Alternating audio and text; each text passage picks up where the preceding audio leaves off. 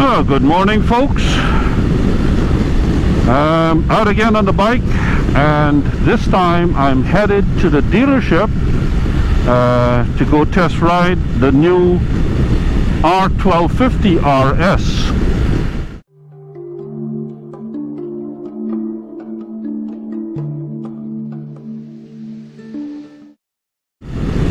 I've been waiting a long time for this, and the time has finally come where I got some time, and the bike is in the dealership. Hopefully they haven't sold it yet. So I'm here to review the R1250 RS after a long time waiting for this bike to come out. They did have a blue one, but that has since been sold by Will, the salesman here. And all they've got left is this Austin yellow, which I'm probably going to take out today.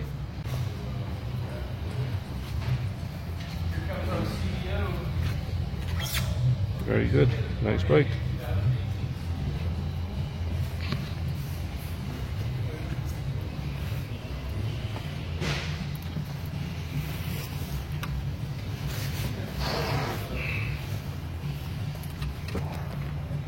The new TFT screen, very nice.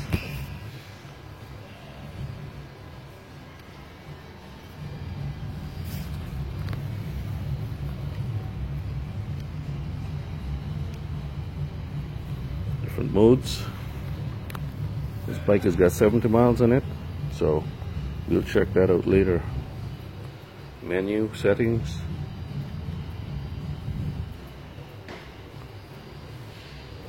Jog dial. Excellent.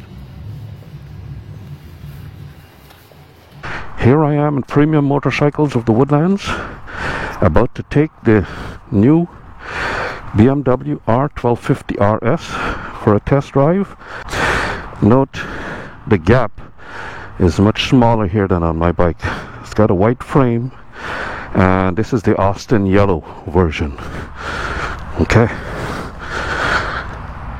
When he started it up in the showroom, sounded pretty quiet compared to mine. Of course, I've got a Remus exhaust on mine, and so mine's quite a bit louder. All right. Oh yeah, this is real quiet.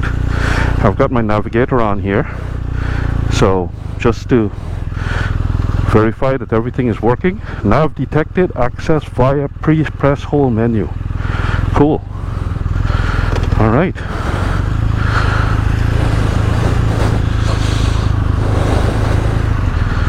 Now, I can tell you, I just shifted into first, and it was very soft. The throttle response, oh my God, this is very, very smooth. It's still a twin, but it's very smooth compared to my bike. My bike is a little bit more gravelly.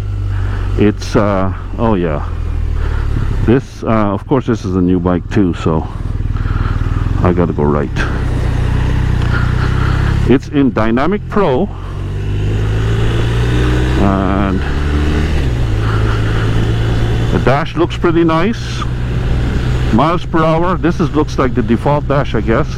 And rev counter is right there across the top, and then you've got a gear indicator and the time. We're gonna see how she performs on the highway, how it performs in traffic, and maybe we can get some curvy roads in. I don't know, but we'll see. I just shifted down from second into first. It's got a little bit more of a rubbery feel than my bike, but not bad. The clutch lets out farther out than with my bike.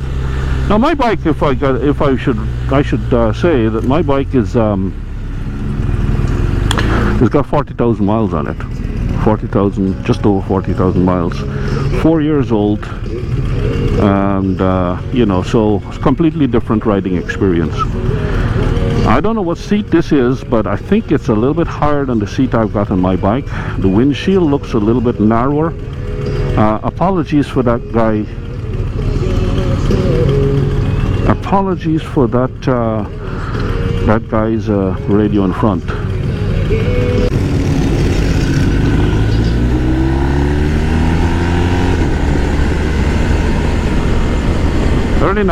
Very nice and smooth.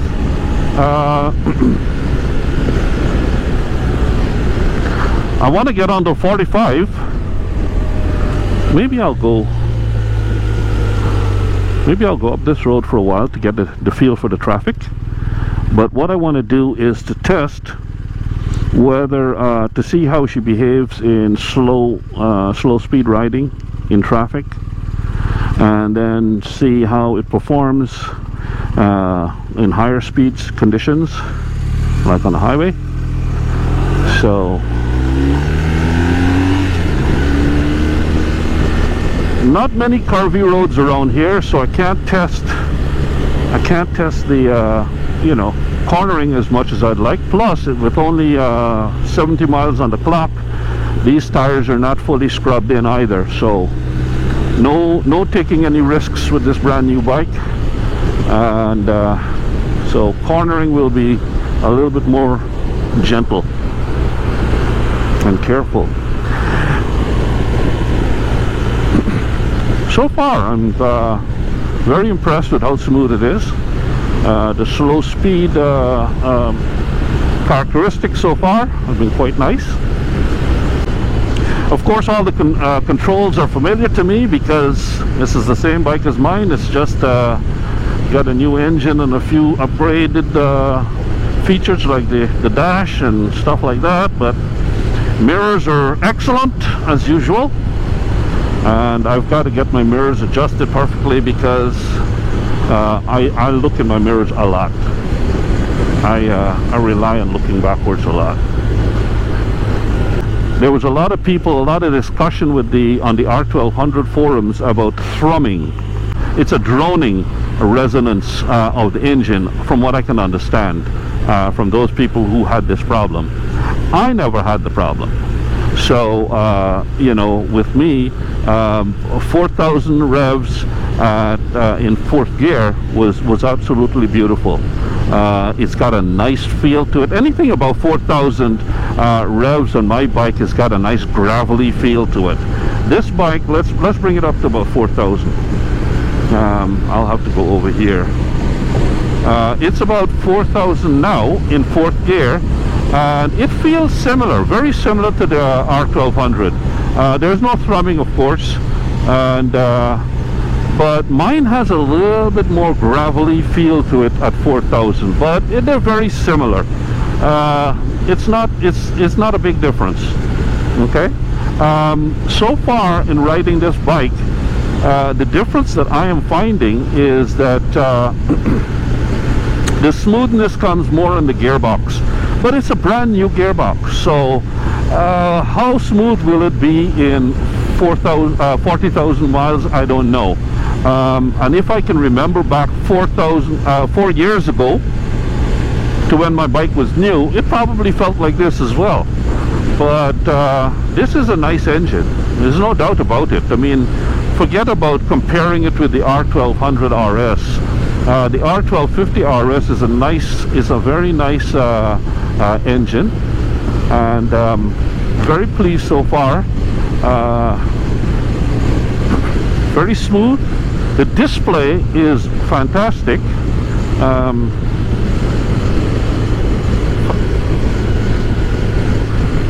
With the display, you just hit the menu button up or down and it brings you into this screen, and then you can you know, use the jog dial to go side by side, you know, side to side through the settings and all of that kind of stuff. So I'm not going to do that when I'm riding, of course, but to cancel that, you just hit the opposite side of the opposite button on the menu button, like up, and bang, you're back to where you were before.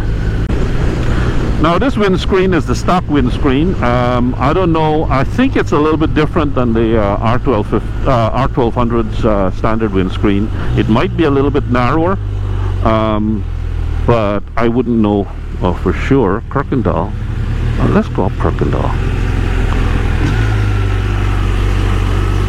The auto blipper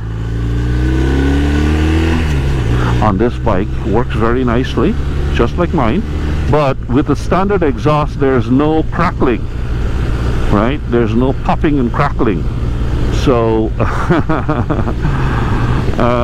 you don't have that. You'll have to just put an aftermarket exhaust on it if you want to get that extra satisfying feel to it. The brakes, now the brakes are telling me I probably need to get some work done on my brakes. Maybe I need to get my brake fluid changed. Pads still have meat on it, but these are brand new brakes. They're probably not even bedded in properly yet, but it's got a nice feel to it, nice progressive feel, and the brake lever is you know, you don't have to pull it in a very far distance before you start to get good engagement on the brakes, so that's good. I don't believe that they've changed the brakes on the bike, so it should be the same. They have not switched over to the Hayes brakes as with some of the other bikes. They still have Brembo brakes on it, thank God. And so now I'm going to see these different modes. The mode button is on the right, just like on my bike. Right now it's in Dynamic Pro, Rain, Road, Dynamic, and Dynamic Pro. So I'm going to leave it on Dynamic Pro for this test ride. I think that the geometry is a little bit different with this bike than mine. The geometry might be a little bit different, but by my seat to the pants feel, it doesn't feel a hell of a lot different. It does feel, for some reason, I don't know why, maybe it's the seat position, but it does feel a little bit lighter, maybe? Probably not. I mean, it is a heavier bike than mine, but getting a fair bit of wind noise. I've got the windshield in the uppermost holes. That's where it was at the dealership. Uppermost holes, but in the lower position. As you know, with the RS, you can bring up the windshield like that, or you can push it down like that, upper and lower position. And there's got 4 mounting holes on the carriage, on the windshield mounting carriage in front, so you can put it into the upper holes or in the lower holes. In the lower holes, you know, the whole windshield goes down slightly by about an inch or so, and that's where I have my windshield right now. I've got an aftermarket windshield on mine, which is better than the standard stock windshield, but the stock isn't too bad actually.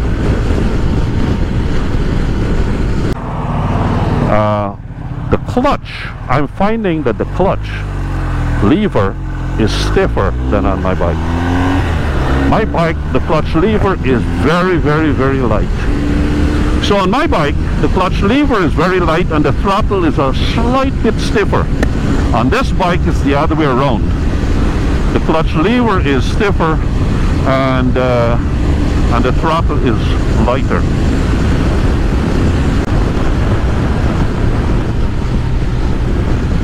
Now, this test ride, I'm bringing the bike in real-world conditions. So, if you want to own a bike, you're going to be riding it in traffic, you're going to be riding it on the highway, you're going to be riding it wherever you normally ride a bike, and that's what this test ride is all about. It's all about riding it as if you own the bike and where you typically ride it. And I ride these roads here and this route here quite often. So I'm going to be going on a route right now that's got some twisty roads on it, and we'll see how she performs. Okay, we'll have some fun here. So yeah, this is a classic car in front. What is it? I don't know what it is. Chrysler. No, Chevrolet, sorry. Chevy. Okay. Yeah, there's a little bit of a play on this throttle, but not much. It's a side-to-side play as opposed to a you know, a fore to aft play.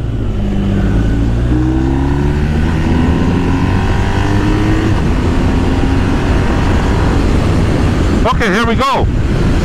We've got some twisties. But like I said, these tires are not fully scrubbed in. So we got to be careful. But yeah, the quick shifter is nice. Up to 6th gear. Very nice. Very smooth. Down to 5th. Down to 4th. Very smooth.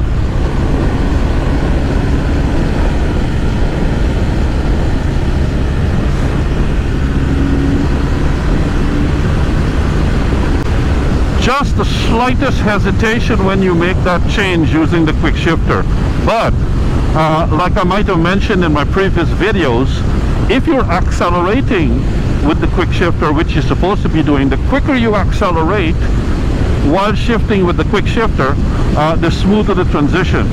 So I was not accelerating very hard there. As a matter of fact, I was barely accelerating. I wasn't decelerating. I was accelerating, but very, very slowly. And you could feel a little bit of that hesitation, but it still changed smoothly, and you know, no issues whatsoever. So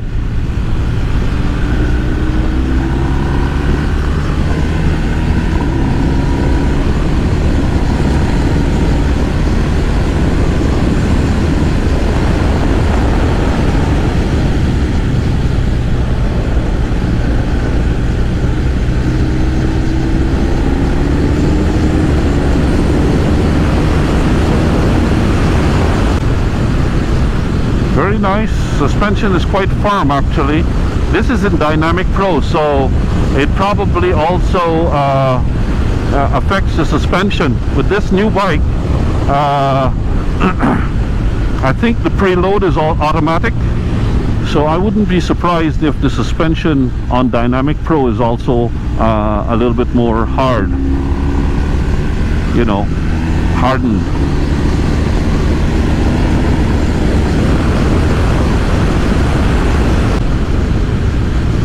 But it's been a while since I've been on this road. They put that they took the surface off of the road there, and I didn't want to take any chances. That's why I slowed down immediately. But there again was a good example of how this bike is so good. Mid corner, I you know, applied brakes, the Link brakes, and right away, without fuss, without any hassle, slowed. It shed the speed right away and brought me around safely. Ooh. Of course, I'd be a little bit more comfortable if it was on my bike, because my bike is the tires are well scrubbed in, and but with this new bike, no. But it's riding very easily, very, very nice and smooth, very easy,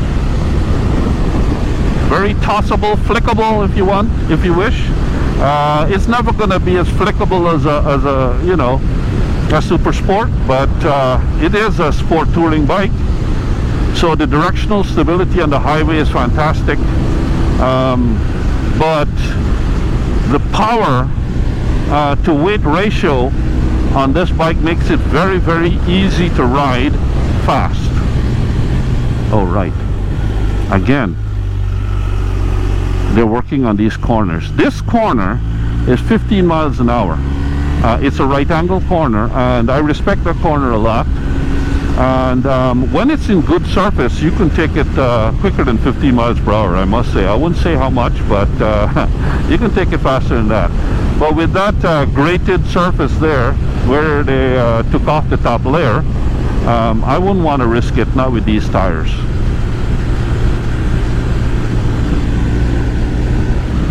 So we are motoring along now at about 3,000 miles, 3,500 revs, 4th gear. Very nice, very smooth, very no issues whatsoever. I told them I'd put some gas in it. It's got probably it's down to about 1/3. So I don't mind putting some gas in it for them. It takes I believe 89 AKI, so mid-grade. I'll put some mid-grade gas in it for them, and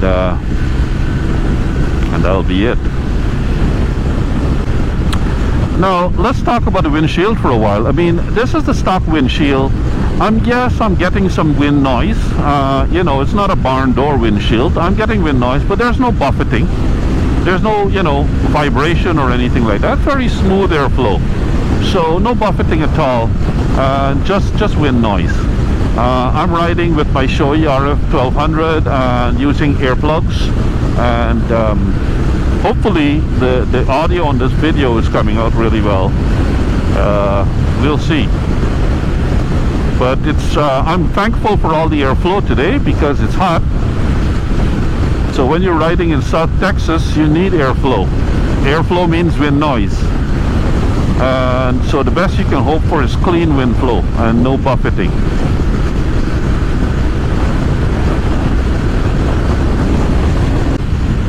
At this point in time, the bike feels no different from mine.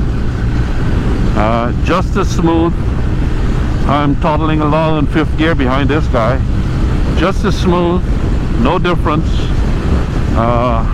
You know, nice and comfortable. The only difference might be in the windshield, because I've got a different windshield. The seat is I think it might be the sport seat. I don't know. All I know is that the gap is much smaller than on my bike. But you know, in terms of the softness of the cushion or whatever, it's the same. The grippiness is the same. Everything is the same that way on the seat. So it might be a sport seat. I don't know. This is the 105. I'm gonna go on the 105 and then head on back to the 45, and maybe I should go down the right, find somewhere to take some pictures.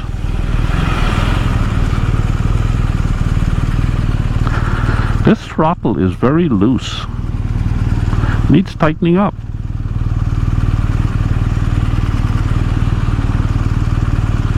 It's got a little bit of play side to side.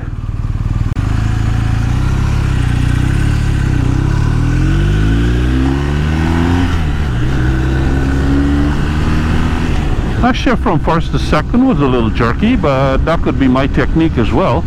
It wasn't a quick shifter shift, it was a clutch shift. And maybe I wasn't too smooth.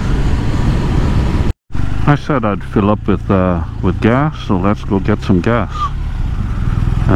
This is a good place as any. We get some gas with the guys.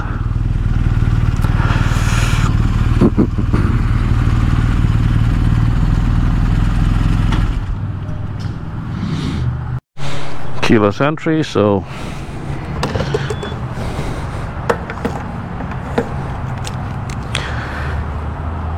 just have to have the key fob close by and the bike off, and of course you can just open the filler cap.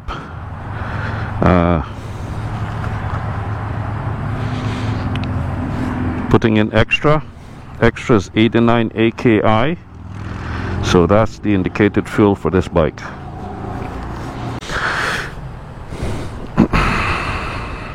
Gas is right now at $2.65 a gallon. It took pretty much $8, 3 gallons. Let me round it off. There you go. $8 worth of gas. Just talking to a gentleman over there, and he was very interested in his bike. And I mentioned that I'm on a test ride from BMW Premium Motorcycles of the Woodlands. So I put in a plug for you guys, so that he knows where to go to get this bike. He was impressed by the dash. He was impressed by the mileage. I told him that the mileage should be about 45 miles a gallon, which is what I get on mine. And he seemed impressed. So hopefully he'll come by and get one of these.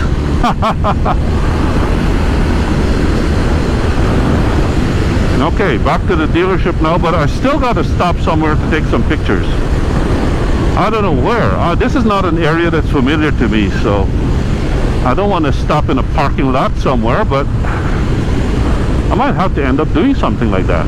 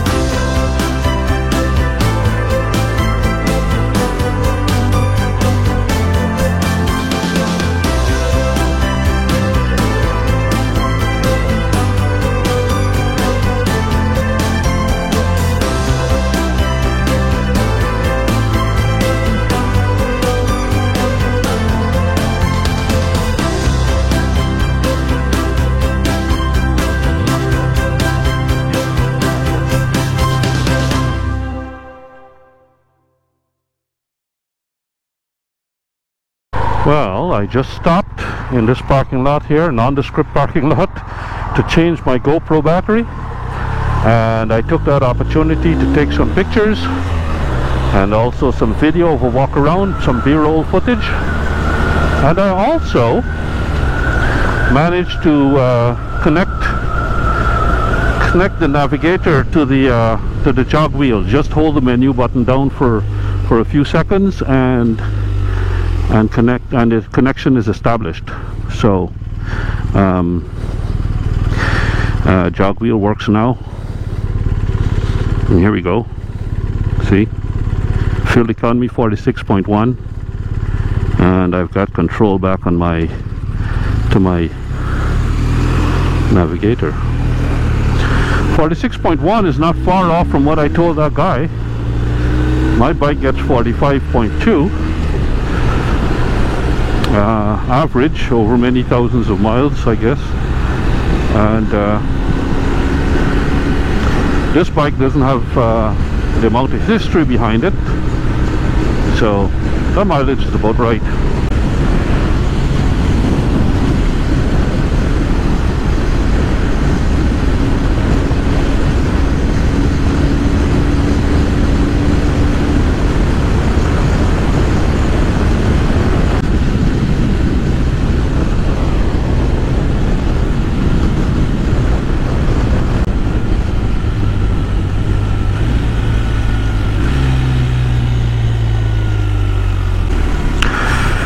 Okay folks, here we are at the 45 South. So We're gonna do some highway riding now. See how she is on the highway.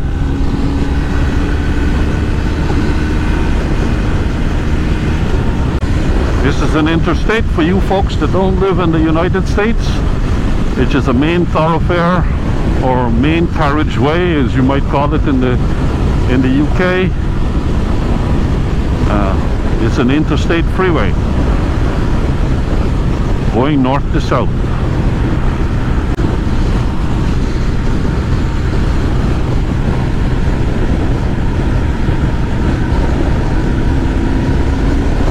All right.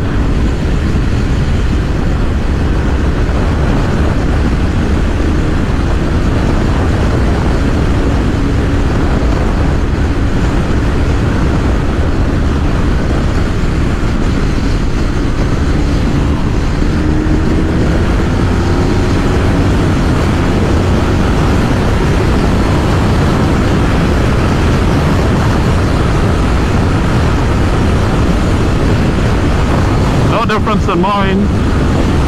Right now in the 6th gear, almost 5,000 revs. There is some vibration,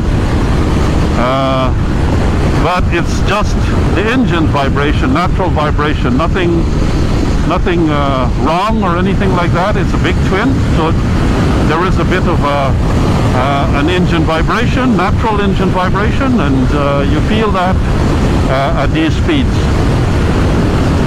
6th gear, 5,000 revs almost. Very nice feel to it. Maybe on this type of riding you'd want to back it down from the Dynamic Pro and soften the suspension a little bit, because you'll probably be doing long distance riding on this type of road. So I typically have it on road mode on my bike, and I set the cruise control, which I'm going to do now, to 75, and then I just relax at 75 miles an hour, you know, in road mode on my bike, and the suspension is perfect, and fuel economy is good, and it just, you know, cruises all day at 75, 80, fully loaded with my panniers and my stuff. And sometimes if I go motor camping, I've got my camping gear on the pillion seat, and the bike is fully loaded, and that's what she's made for. This bike would be no different. It feels exactly the same as mine. So I didn't expect to find a difference between this bike and my bike on the highway, but I just wanted to make sure that the test ride has got all the elements needed. It's got highway riding, it's got city riding, it's got some stop and go a little bit. I didn't get too much stop and go today, and but yeah, this is exactly the type of riding that this bike is made for. Mixed riding. It's a jack of all trades, and it does all the jobs that it's called to do. It does all of that well.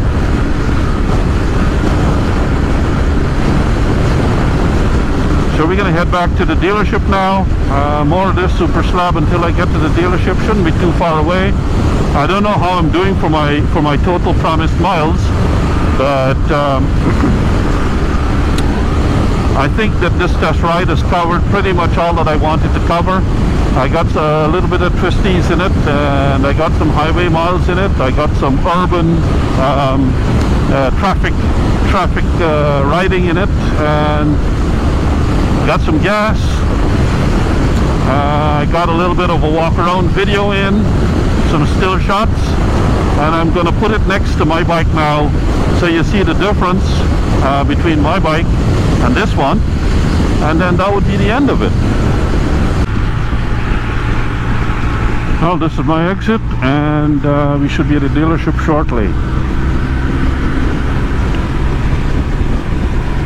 As you can see, lots of traffic.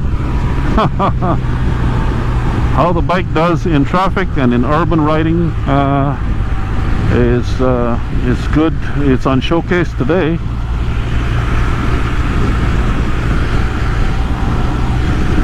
quite nice. As usual, as expected. It's just a brilliant bike. You know, all RSs are like this. Whether you talk about the R1200 or the R1250, same manner. They've got excellent road manners. They ride they ride according to your mood. If you want to take it easy, it can ride easy.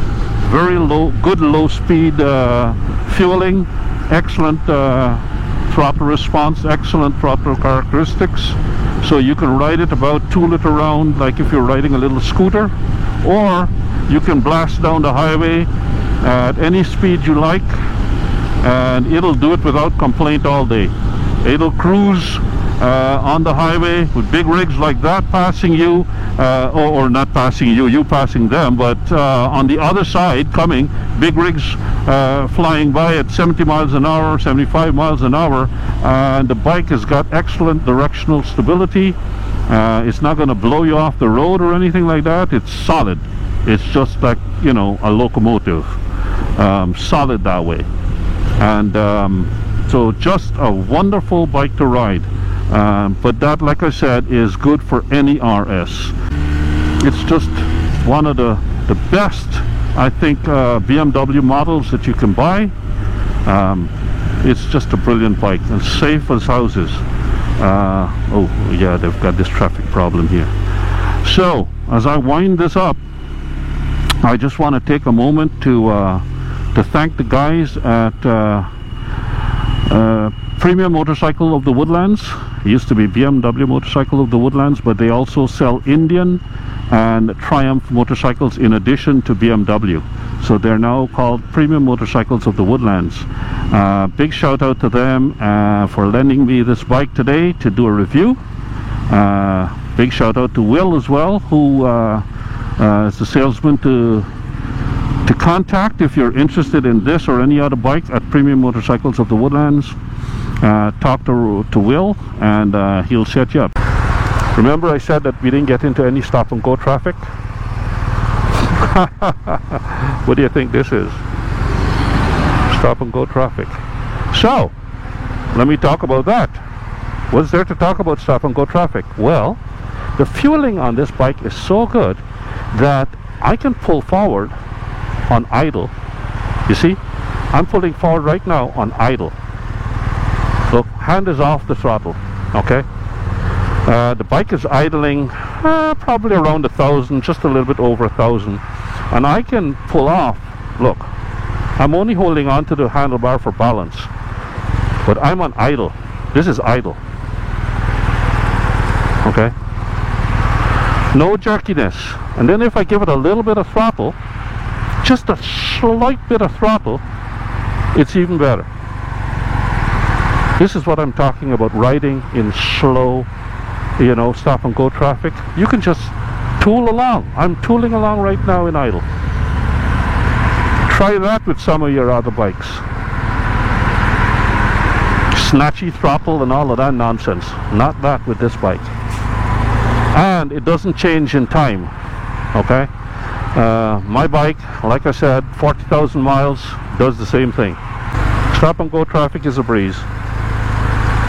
Anyway, I'll switch this off now because it's going to take a little while. The dealership is only like maybe a quarter mile up the road, but it's going to take a little while to get there. R1200 RS 2016 on the right, and the R1250 RS 2020, I believe, on the left, in Austin yellow. The shaft drive is pretty much the same. The frame is pretty much the same. The engine is going to be different. On the 1200, the engine looks like that, and on the 1250, it's got those that L-shaped cover there, and that says shift cam on it. For the US market, the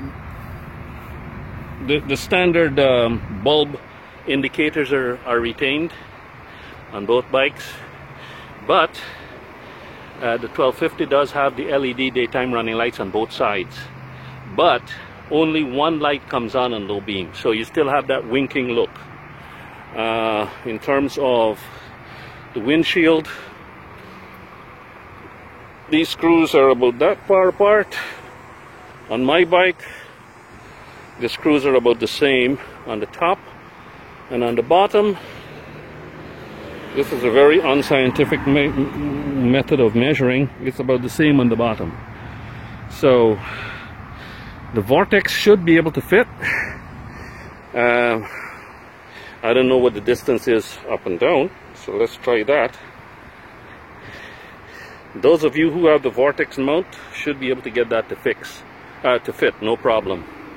But I've got my Vortex mount so that I have my GPS mounted up there. On this bike, the GPS is mounted in the standard position here. This here arrangement looks a little bit different than on my bike. As you can see, the brackets look a bit different here than here. So if you've got a Hornig mount, you're probably not going to get it to work. But other than that, there's a lot of similarities. Everything is similar. You've got these winglets here, and the body panels look very similar. The frame looks about the same. Oh, and there's the engine spoiler. I just remembered that the engine spoiler was different on this bike. So there it is in what looks like a kind of a brushed aluminum type finish. It's quite pretty actually. And but then I was showing where my crash bars are installed. If you were to install crash bars at some point, you'd probably have to remove the engine spoiler like I had to do on my bike, which is a shame because even my bike had some pretty nice looking engine spoilers, but nothing like this. And I talked about that cover, that black exhaust intermediate pipe cover. It's plastic now. On the 1200 it was metal. So that's another change. Looking at the pillion seat, it's got a little bit of a pattern on it. That's kind of nice, and the rack is exactly the same as on the R1200 RS. Exhaust looks pretty much the same. The tail end is about the same. So I've got that little reflector at the bottom cut off, just to tidy it up. I don't need that extra hanging thing at the bottom. So that's about it.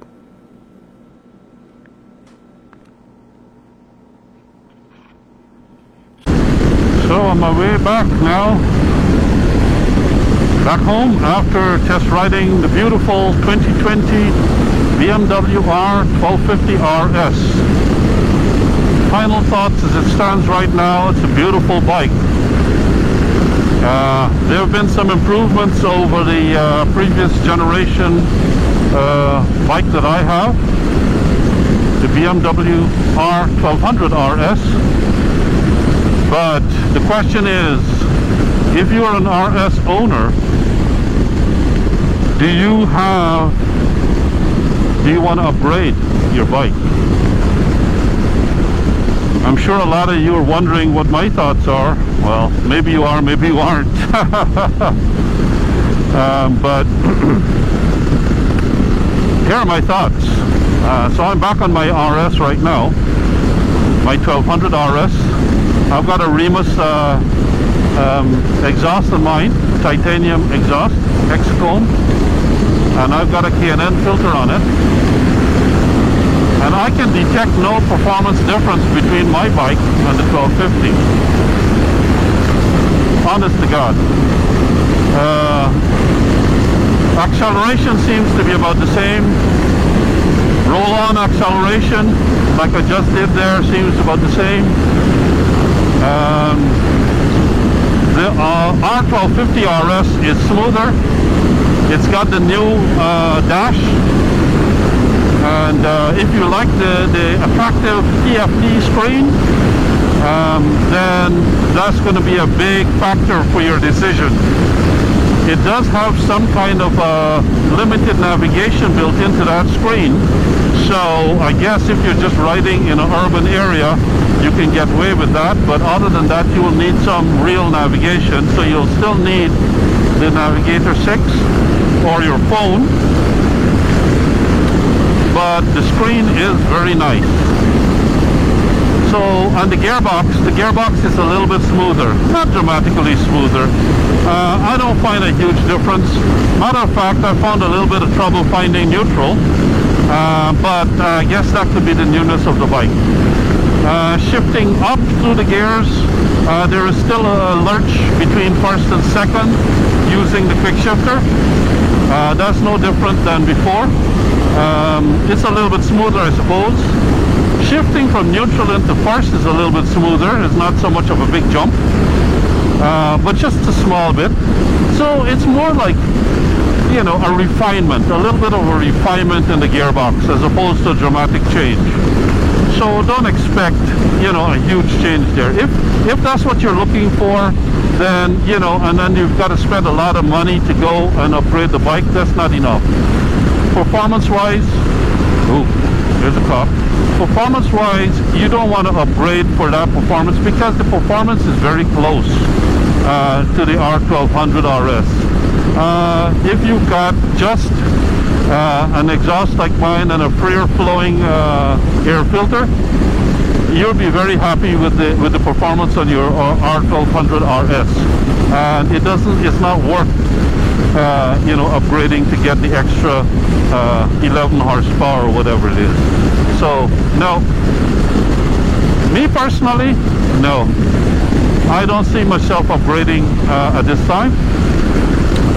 If I want another bike, well, I do like the Aprilia Tuono, and I have not test ridden the BMW S1000R, but that would be kind of the bike that I'd be looking at if I wanted to get another bike. But I certainly am not going to change this RS for an R1250 RS. If you have no bike, or if you have completely different bike, then please give the R1250 RS a look. You know, I'm a very big fan of the R1200 and the R1250 RS. The RS is such a great bike. So if you don't have one of these bikes, then yeah, this is the bike for you. But if you're already an owner of an RS, no need to upgrade, in my opinion. So until I talk to you in the next video, keep the shiny side up, stay safe, and see you later.